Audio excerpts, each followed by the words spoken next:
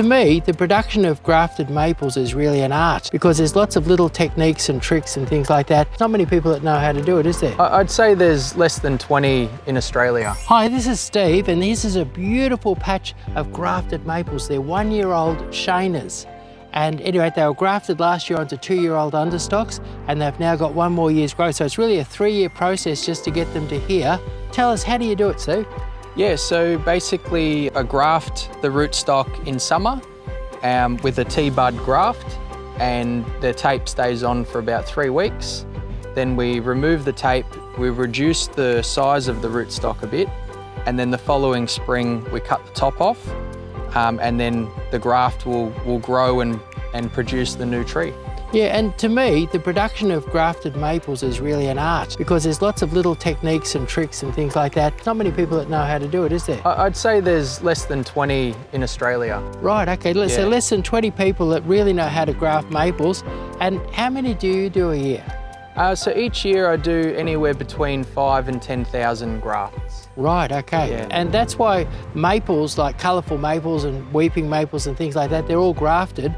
And that's why they can be a little bit expensive and a little bit hard to get because not many people know how to do it, or not many people do it, or not many people do many of them. So, so basically it's an art, it's a skill. How did you come to learn about it, and how did you learn to get good at it? Yeah, so when I was 15, I started working for my dad.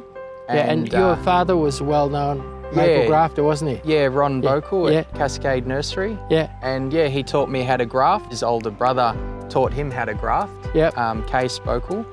And yeah, so it's just been passed down, and I've been grafting now for about 20 years. And then you actually spent a bit of an apprenticeship with probably the master, didn't you? Yeah, Glenn Seamer at Hoddles Creek Nursery. Yeah, he was probably the best grafter that I knew. Yeah, and he produces beautiful maples. One of the things I know is I walk around my nursery, I've got maples from all different grafters, and generally I could tell you who did it.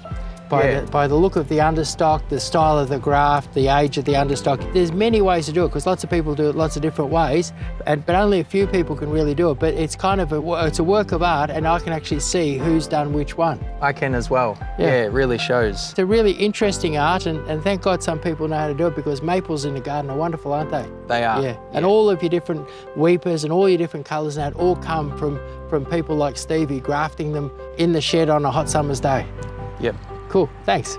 So here I'm grafting a 2-year-old rootstock of a Japanese maple, and this is called a T-bud graft.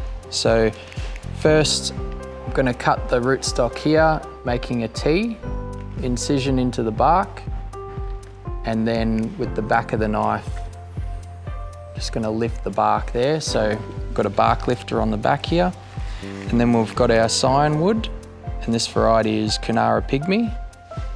And so now I'll cut this.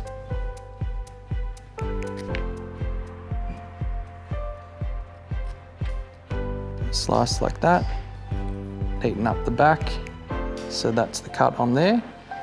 And then we line it up.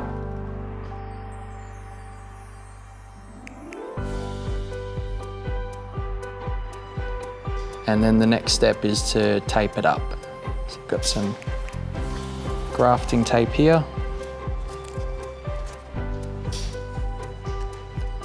Lock it in and then just go around covering it neatly. It's important to go above and then tie it off. And we put the tape behind just to stop any water getting in, and that's it done. So then we leave the tape on for about 3 to 4 weeks, and the union will heal nicely. And then next spring we cut the top off, and there's your new grafted Japanese maple. So that one there's the T-bud graft. This is a different technique of grafting a Japanese maple. It's basically a wedge graft. So I start by cutting the rootstock like this, making an incision. And then the cut on the cyan wood is a little bit different because I need to cut both sides. Just like that. And then place it into the rootstock and match it to one side so the cambium layers match up. just like that. And then tape it up. So this different technique, it works just as well as the first one, but the graft union tends to be a bit more neat, as it fuses into the tree a bit better.